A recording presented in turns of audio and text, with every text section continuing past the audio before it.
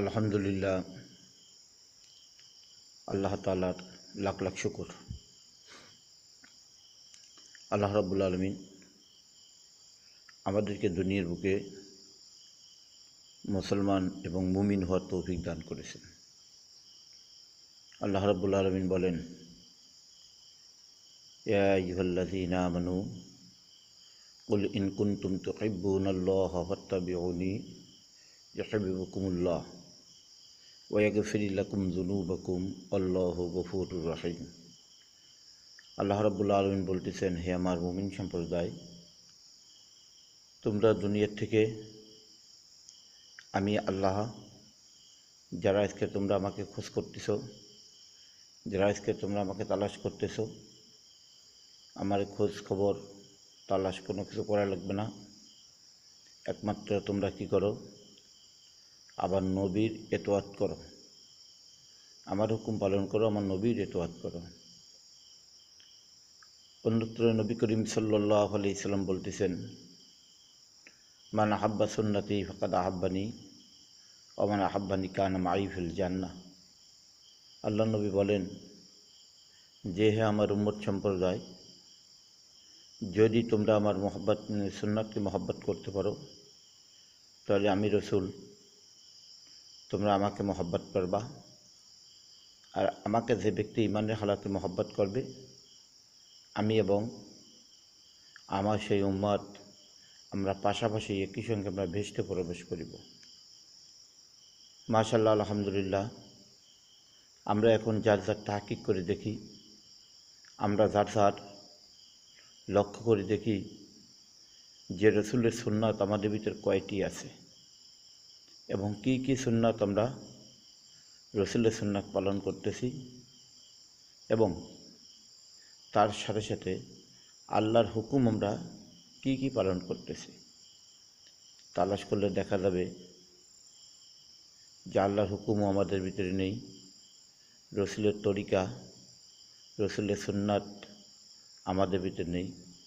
অথচ আমরা সকলেই মুমিন দাবি করি, আমরা সকলেই মুসলমান মনে করে দাবি করি। একটা মুসলমানের মজা আমাদের ভিতরে আছে, সেটা আমার মনে হয় না।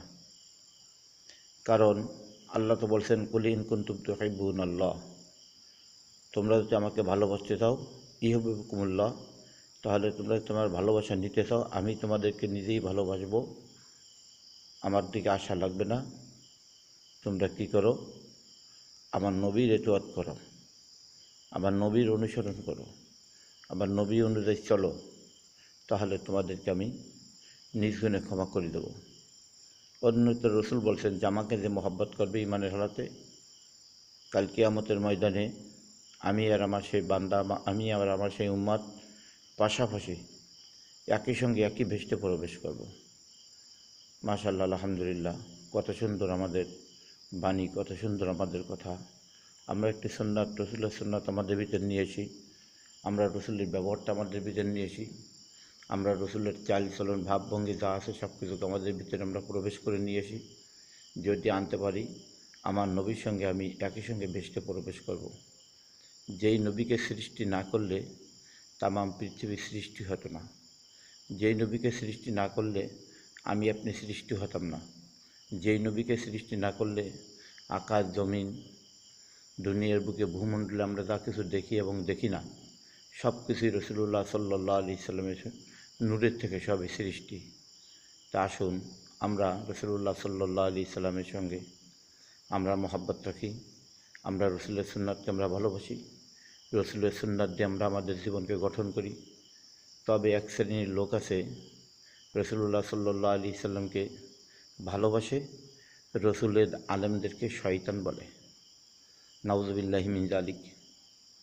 যারা আজ ওলামাদেরকে শয়তান বলতেছে, এটা মানুষ না, ওরা একটা বড় শয়তান। এই জন্য আমরা ওলামাদেরকে কখনো যেন আমরা কোনো রকমের তিরস্কার না করি, আমরা কোনো ওলামাদের জন্য যেন আমরা খারাপ কোনো মন্তব্য না নিই। তাহকিক করতে হবে আরও ভালো ওলামায়ে কেরাম দিয়া, তারপরে আমরা তাদের বিরুদ্ধে যদি আমাদের কোনো কিছু করতে হয়, তখন ওলামা নিয়ে আমরা ওলামাদেরকে দিয়ে আমরা সামনের দিকে অগ্রগতি হব। যেহেতু রাসূলুল্লাহ সাল্লাল্লাহু আলাইহি সাল্লাম বলছেন, আল উলামা ওয়ারাসাতুল আম্বিয়া,